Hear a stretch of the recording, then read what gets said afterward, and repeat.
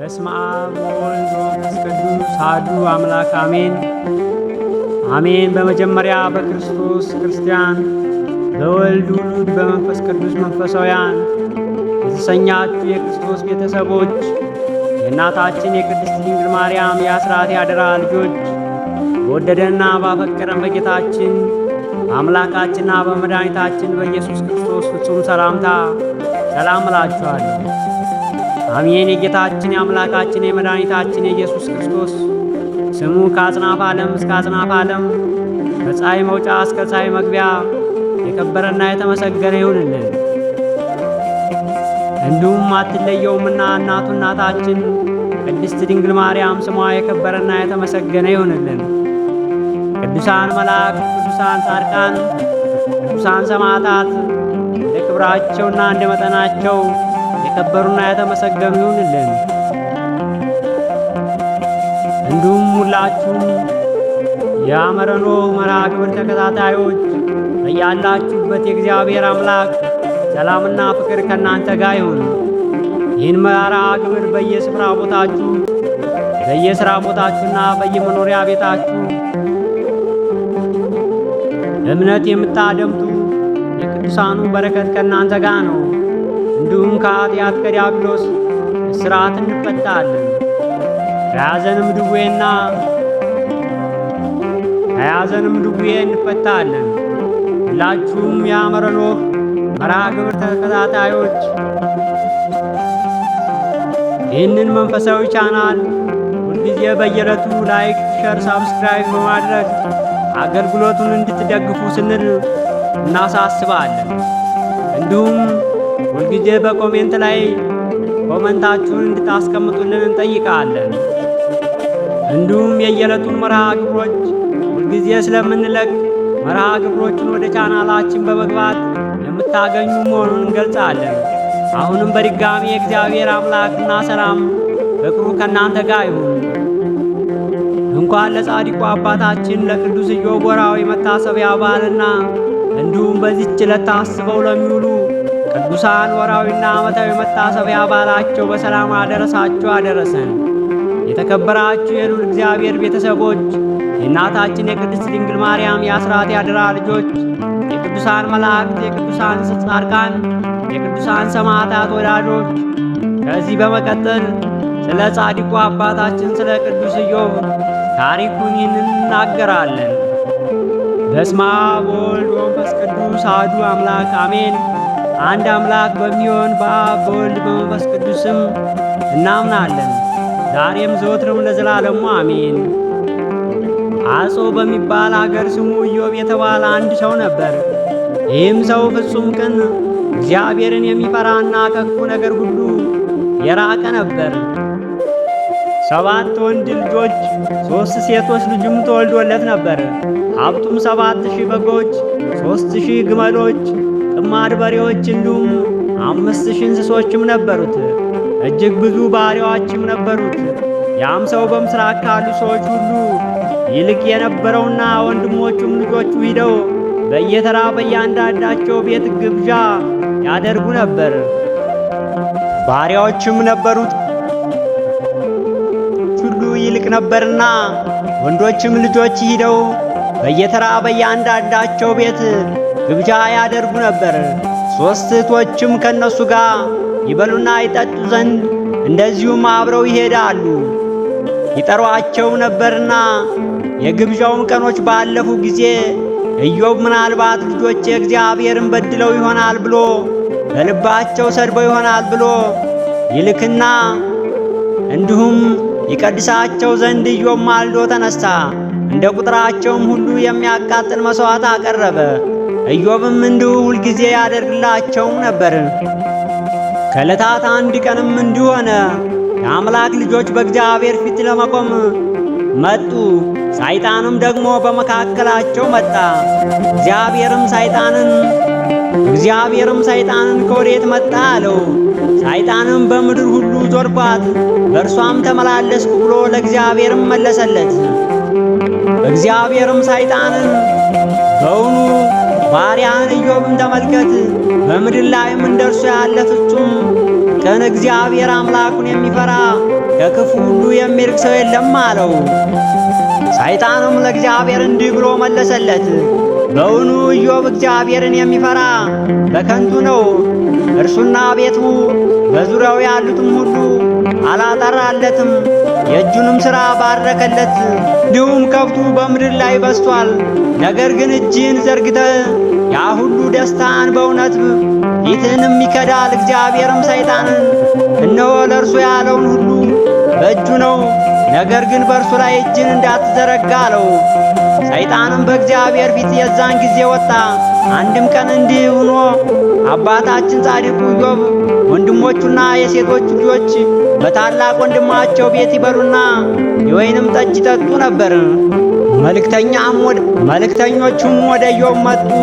በሬዎቹም እርሻ ያርሱ እንዲሁም ባጠገባቸው ይሰማሩ ነበርና የሳባ ሰዎችም አደጋ ጣሉ። እነርሱንም ወሰዷቸው። ብላቴናዎቹንም በሰይፍ እንዲሁ ስለገደሏቸው እኔም እነግርህም ዘንድ ብቻዬን አመለጥኩ አለው። እሱም ገና ሲናገር ሌላው መጥቶ ለከላዳውያን በሦስት ረድፍ ተከትለው በግመሎቹ ላይ አደጋ ጣሉ። ወሰዷቸውም። ብላቴናዎቹም በሰይፍ ስለተገደሉ እኔ የምነግርህም ዘንድ ብቻዬን አመለጥኩ አለው። እነሱም ገና ሲናገር ሳለ ሌላው መጥቶ ወንዶችና ሴቶች በታላቅ ወንድማቸው ቤት ይበሉና ይጠጡ እንዲሁም ወይን ይጠጡ ነበር። እነሆ አውሎ ንፋስ ከምድር ባዳ መጥቶ የቤቱን 4 ማዕዘን መታው፣ ብላቴናዎቹም ላይ ወደቀ፣ ሞቱም። እኔም እምነግር ዘንድ ብቻዬን አመለጥኩ አለው። ኢዮብም ተነሳ፣ መጎናጸፊያውንም ቀደደ፣ ራሱንም ተላጭቶ ምድር ላይ ተደግፎ ሰገደ፣ እንዲህም አለ፣ ራቁቴን ከእናቴ ማኅፀን መጥቻለሁ፣ ራቁቴንም ወደዚህ ዓለም እመለሳለሁ። እግዚአብሔር አምላኬ ሰጠ፣ እግዚአብሔር አምላኬ ነሣ። አምላኬ ስሙ የከበረና የከበረ ይሁን። በዚህም ሁሉ ኢዮብ አልበደለም፣ እግዚአብሔርም እንዲሁ ስንፍናውንም አልሰጠም። እነሆ ከዕለታት አንድ ቀንም እንዲህ ሆነ፣ የአምላክ ልጆች በእግዚአብሔር ፊት ለመቆም መጡ። ሰይጣንም ደግሞ በእግዚአብሔር ፊት ለመቆም በመካከላቸውም ተገኘ። እግዚአብሔርም ሰይጣንን ከወዴት መጣ አለው። በምድር ላይም ዞርኳት፣ በእርሷም ተመላለስኩ። ለእግዚአብሔርም አምላክ መለሰ፣ በውኑ ባሪያን ኢዮብን ተመልከተው፣ በምድር ላይ እንደሱ ፍጹም ቅን እግዚአብሔርን የሚፈራ ከክፉ ሁሉ የራቀ ሰው የለም አለው። ሰይጣንም እግዚአብሔርን መልሶ ቁርበት ስለ ቁርበት ነው፣ ሰውም ያለው ሁሉ ስለ ሕይወቱ ይሰጣል። ነገር ግን አሁን እጅን ዘርግተህ አጥንቱንና ሥጋውን ዳስስ፣ በፊትም እንዲሁ በእውነት ይሰድባል አለው። እግዚአብሔርም ሰይጣንን ሕይወቱን ተወው እንጂ እነሆ እርሱ በእኔ እጅ ነው አለው። ሰይጣንም እግዚአብሔርም ዘንድ ወጣ፣ ኢዮብንም ከእግሩ ጫፍ እስከ አናቱ ድረስ በክፉ ቁስልም መታው። ሥጋውም ይቆፈድና ሥጋውንም ይፍቅበት ዘንድ ገልም ወሰደ፣ በአመድም ላይ ተቀመጠ። ሚስቱም እስካሁን ፍጹምነትን ይዛል፣ እግዚአብሔርም ስደብና ሙት አለችው። ዳግመኛም እግዚአብሔርን ጥቂት ወራት ደጅ እጠናዋለሁ፣ ዳግመኛም መከራውን እታገሳለሁ አላት። የቀድሞ ኑሮዬን ተስፋ አደርጋለሁ ትላለህ።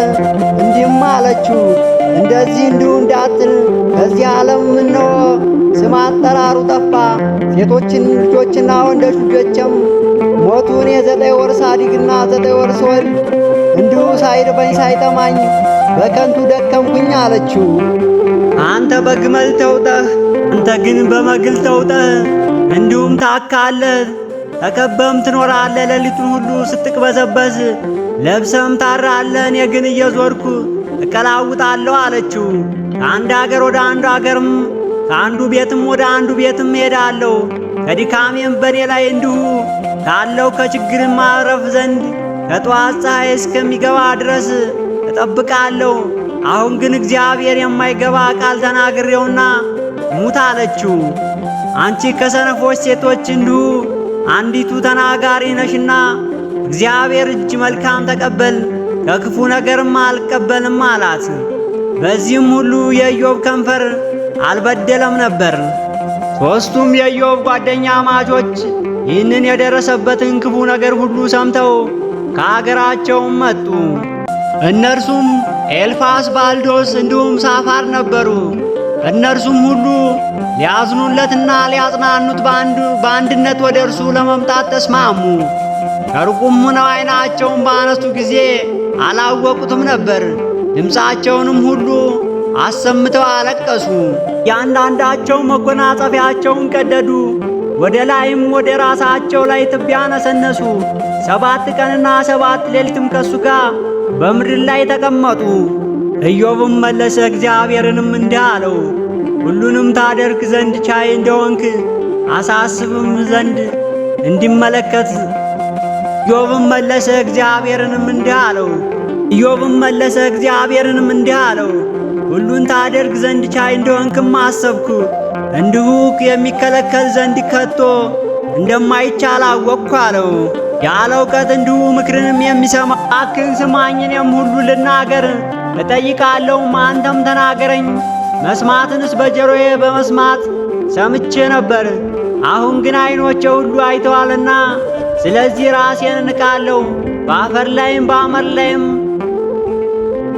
ተቀምጬ እጸጸታለሁ። እግዚአብሔርም ይህንን ቃል የተናገረም በኋላ እግዚአብሔርም ይህንን ቃል ለኢዮብ ከተናገረ በኋላ እግዚአብሔርም እንዲሁ እንደ ማያዊ ኤልፋዞን እንደ ባሪያዬ እንደ ኢዮብ ቅን ነገርም እንዲሁ ስላልተናገርከኝ እንዲሁም ስላልተናገራችሁኝ እና ቁጣዬ በእናንተና በሁለቱ ባልንጀሮቼ ላይ እንዲሁ ነዷል አላቸው። ሁኑኑ 70 ወይፈኖችና 70 አውራ በጎች ይዛችሁ ባሪያዬ ወደ ኢዮብ ሂዳችሁ የሚያቃጥል መሥዋዕትን ስለ ራሳችሁ አድርጉ። ባሪያዬም ኢዮብ ስለ እናንተ ይጸልይ፣ እኔም እንደ ስንፍናችሁ እንዳላደረግኩባችሁ በፊት እላለሁ። ባሪያዬ እንደ ኢዮብ ቅን ነገርንም ስለ እኔ አልተናገራችሁምና ኤልፋዞን፣ ባልዲዶስም እንዲሁም ሳፎርም ሄደው እግዚአብሔር እንዳዘዛቸውም አደረጉ። እግዚአብሔርም የኢዮብን ፊት ተቀበለ። ስለ ጓደኞቹም በጸለየ ጊዜ እግዚአብሔር ምርኮውን መለሰ። እግዚአብሔርም ቀድሞ የነበረውን ፈንታ 2 እጥፍ አደረገው። እግዚአብሔርም ምርኮውን መለሰ። እግዚአብሔርም ቀድሞ የነበረውን ፈንታ 2 እጥፍ አድርጎ ለኢዮብ ሰጠው። ወንድሞቹና እህቶቹም ቀድመው የሚያውቁ የነበሩ ሁሉ ወደ እርሱ መጡ። በቤቱም ከእርሱ ጋር እንጀራ በሉ፣ እርሱም አዘኑለት። እግዚአብሔርም ካመጣበት ክፉ ነገር ሁሉ አጽናናው። እያንዳንዳቸውም ብርና የወርቅ ቀለበትም ሰጡት። እግዚአብሔርም ከፊተኛው ይልቅ የኋለኛውን ለኢዮብ ባረከለት። 14,000 በጎች፣ 6,000 ግመሎች፣ 1,000 ጥማድ አህዮች ነበሩት። ደግሞም 7 ወንድና 3 ሴት ልጆችም ሆኑለት። በኋላ እንደ ኢዮብ ሴቶች ልጆች አሉ፣ የተዋቡም ሴቶች በአገር ሁሉ አልተገኙም። አባታቸውም ከወንድማቸው ጋር ተሰጣቸው። ከዚህም በኋላ ኢዮብ 100 ዓመት ኖረ። ልጆችና የልጅ ልጆችም እስከ 4 ትውልድ ድረስ እርሱ አየ። ኢዮብም ሸምግሎ እድሜ ጠግቦ ሞተ። ጻድቁ አባታችን የቅዱስ ኢዮብ ረድኤቱ በረከቱ ቸርነቱ አማላጅነቱ አይለየን ለዘላለሙ አሜን። ከበራችሁ የእግዚአብሔር ቤተሰቦች በመቀጠል የሐዋርያው የቅዱስ ታዲዮስ ታሪክ እናሰማለን። አብ ወልድ ወመንፈስ ቅዱስ አሐዱ አምላክ አሜን። እንደ አምላክ በሚሆን በአብ በወልድ በመንፈስ ቅዱስ ስም እናምናለን፣ ዛሬም ዘወትርም ለዘላለሙ አሜን። ከ12ቱ ሐዋርያት አንዱ የሆነው ቅዱስ ታዲዮስ የዕረፍቱ መታሰቢያ በዓል በሐምሌ 2 ቤተ ክርስቲያናችን ታከብር ይታወቃል። የቅዱስ ታዲዮስ ታሪኩንም እናሰማለን። ጌታችን አምላካችንና መድኃኒታችን ኢየሱስ ክርስቶስ ከሐዋርያት አስቀድሞ ቅዱስ ታዲዮስን እንደመረጠው መጽሐፍ ስንክሳር ይናገራል። ቅዱስ ታዲዮስ አባቱ ይባላል። ያው ልቢዮስ ያዕቆብ ልጅ ይሁዳ እየተባለም ይጠራል። ቅዱስ ታዲዮስ በአገሩ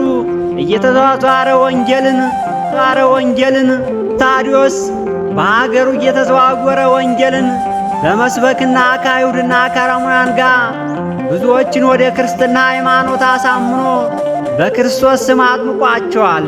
አንድ ቀንም ወደ አገረ ስብከቱ ወደ ሶርያ ለስብከተ ወንጌል አገልግሎት ሲሄድ ጌታችን አምላካችንና መድኃኒታችን ኢየሱስ ክርስቶስ በጎልማሳ ሳለ ተገልጾ ወዳጄ ታዲዮስ ሆይ ካንተ ጋር ነኝና አትፍራ በማለት ሰላምታ ሰጥቶት ወደ ሰማይም በክብር አረገ። ቅዱስ ጴጥሮስም የሐዋርያት አለቃ ነውና እንደ አባትነቱ ወደ ሶርያ ለማድረስ ከቅዱስ ታዲዮስ ጋርም ሄደ። ከተማዋም አጠገብ ሲደርሱ አንድ ሽማግሌ በሮችን ጠምዶ እያረሰማ አገኙት።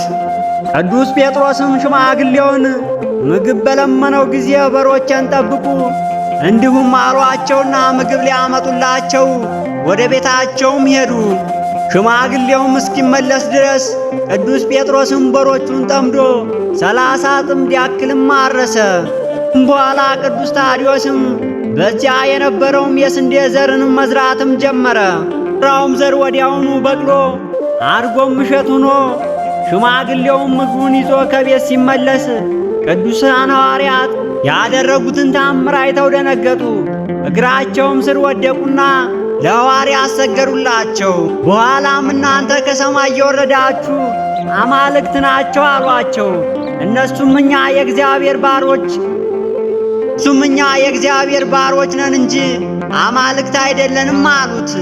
ሽማግሌውም ስላደረጋችሁልኝ በጎ ሥራ በምትሄዱበት ቦታ ሁሉ ልከተላችሁ አላቸው።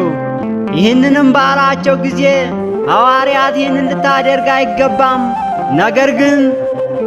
ነገር ግን በሮችን ለጌታ መልስና በቤትህም እንድበለው ታዘጋጅልን ዘንድ ለባለቤት ንገራት፣ እኛም ወደዚያች ከተማ ገብተን እግዚአብሔር እስከሚጠራን ድረስ እንቆያለን ብለው ለእርሱም መለሱለት። ሽማግሌውም የስንዴውን እሸት ይዞ በሮቹን እየነዳ ወደ ከተማዋም ሲሄድ ወቅቱ የእርሻ እንጂ የእሸት ጊዜ አልነበረምና እሸት ይዘው በመመልከታቸው የከተማዋ ሰዎችም ተገረሙ። ሽማግሌውም ይህንን እሸት ከወዴት አገኘው ብለው ጠየቁት።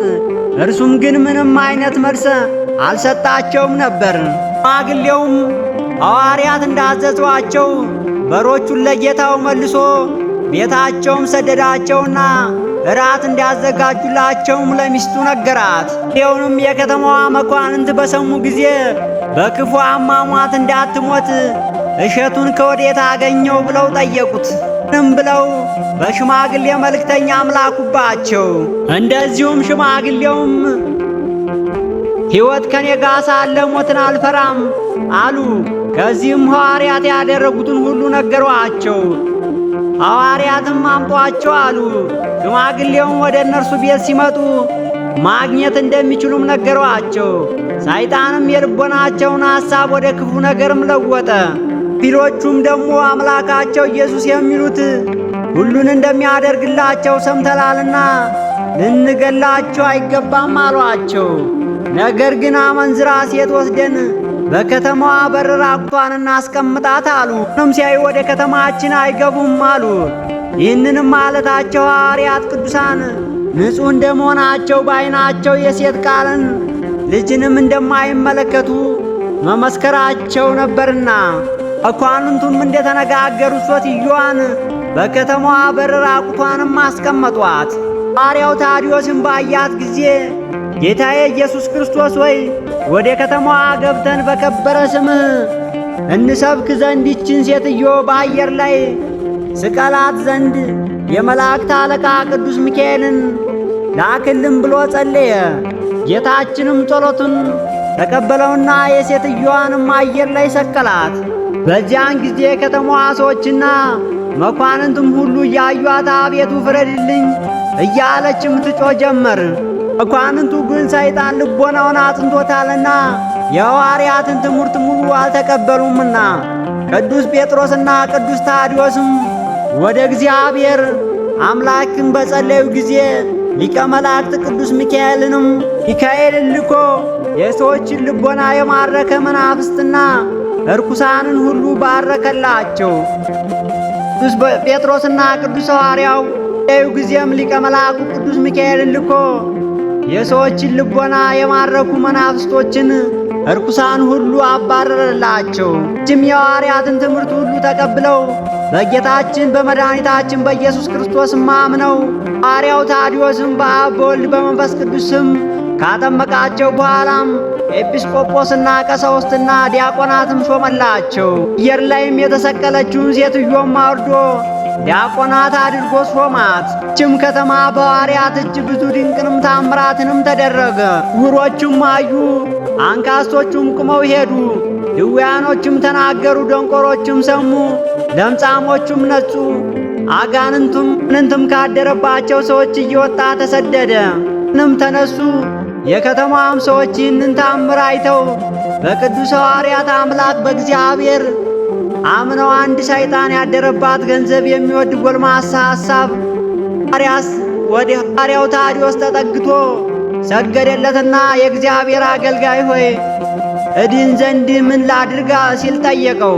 ሐዋርያውም እግዚአብሔርን በፍጹም ልብህም በፍጹም ኃይልህም ውደደው፣ አትግደልም፣ አትስረቅም፣ አታመዝርም፣ በአንተ ሊደረግብህ የማትሻውም በሌላም አታድርግ። ደግሞም ገንዘቡን ሁሉ ሽጠህ ለድሆችና ለምስኪኖች ብትሰጥ በሰማይ ለዘላለም የሚሆን ድልንም ታገኛለህ አለው። ማለትም ሕገ ወንጌልንም አስተማረው።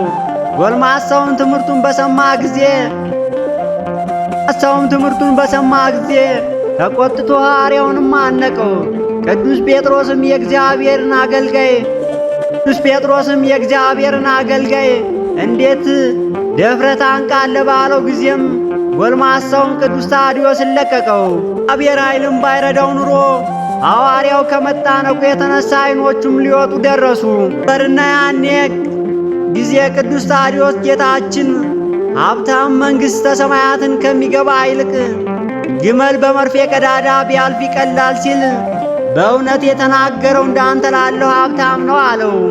ጎልማሳውም ሊሆን አይችልም ባለው ጊዜ ሐዋርያው ታዲዮስም በመንገድ ሲያልፍ ያገኘውን ባለ ግመል አቁሞ እንዲሁም መርፌ ገዝቶ ሊያሳየውም ወደደ። ሻጩም ሐዋርያውን ለመርዳት ፈልጎ ቀዳዳ ሰፊ የሆነውን መርፌም አመጣለት። ታዲዮስም እግዚአብሔር አምላክ ዋጋን ይክፈል፣ ነገር ግን በዚህ ሀገር ላይ እግዚአብሔር ክብር ይገለጥ ዘንድ ቀዳዳው ጠባብ የሆነውን መርፌ ያምጣልን አለው። ቀዳዳውም ጠባብ የሆነውን መርፌ ቅዱስ ታዲዮስ ተቀብሎ ኃይልን ግለጥ ብሎ ወደ እግዚአብሔርም አምላክ ጸለየ። እጁንም ዘርግቶ በለመነው በጌታችን በኢየሱስ ክርስቶስም ከግመል ጋር በመርፌ ቀዳዳ ውስጥ ለፋ አለው። ሰውየውም እስከ ግመሉ ድረስ በመርፌ ቀዳዳውም አለፈ። ድግመኛም በሕዝቡ የፈጣሪያችን የክርስቶስ ኃይሉን ይረዱ ዘንድ ድግመኛም እለፍም አለው። እንደታዘዘው 3 ጊዜ በመርፌ ቀዳዳውም ላይ አለፈ። ሕዝቡም ይህንን ታምር አይተው ድምፃቸውንም ከፍ አድርገው ከቅዱሳን ሐዋርያት አምላክ ከሕያው እግዚአብሔር ልጅ ከኢየሱስ ክርስቶስ በቀር ሌላ አምላክ የለም እያሉ ተናገሩ። ያ ጎልማሳም ጸጋ ከሐዋርያው ታዲዮስ እግር በታች ወድቆ ሰገደና ኃጢአተኝ ሁሉ ይቅር በለኝ፣ ገንዘቤንም ሁሉ ወስዶ ለድሆችና ለምስኪኖች አከፋፍል ሲል ደርሱም ተማጸነ። ሐዋርያውም እንደለመነው እንዲሁ አደረገ። የክርስትናንም ሃይማኖት አስተምሮ በኢየሱስ ክርስቶስ ስም አጠመቀው። እንዲሁም ሥርዓተ ቅዳሴውንም አከናወነ። ሥጋውን ደሙንም አቀበለው። በዚያችም አገር አካባቢ የነበሩ ሁሉ በቀናች የክርስትና ሃይማኖት አጸናቸው። ከዚህም በኋላ ቅዱስ ጴጥሮስና ቅዱስ ታዲዮስም ከዚያች ከተማ ወጡ፣ በሰላምም ሰኟቸው። ቅዱስ ታዲዮስም በአገሩ እየተዘዋወረና ወንጌልን እየሰበከ ቆይቶ ከአይሁድና ከአረማውያን ዘንድ ብዙ መከራንም ደረሰበት።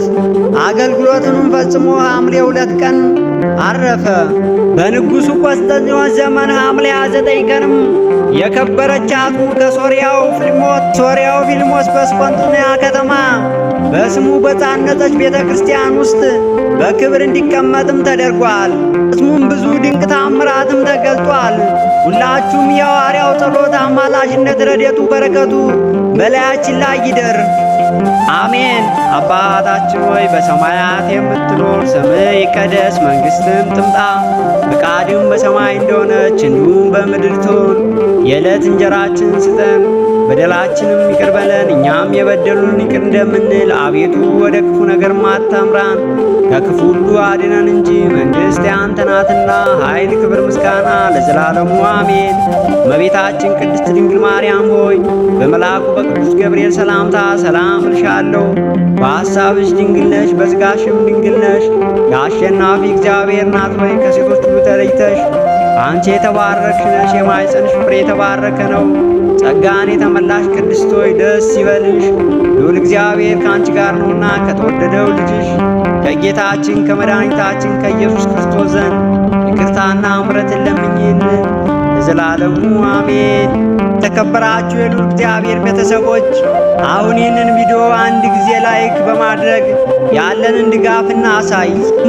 በኮሜንት ሴክሽን ላይ ሁልጊዜ የእናንተን ሐሳብና አስተያየት ስለምንከታተል ያላችሁን ሐሳብ አስተያየት፣ ሰላምታም ያላችሁን ሐሳብ አስተያየት አስቀምጡልን። ሐሳብ አስተያየት ከሌላችሁ እንደዚሁ አሜን ብላችሁ በመጻፍ ያለውን ድጋፍ አሳዩ። አሜን ማለት ይሁን ይደረግልን ማለት ነው።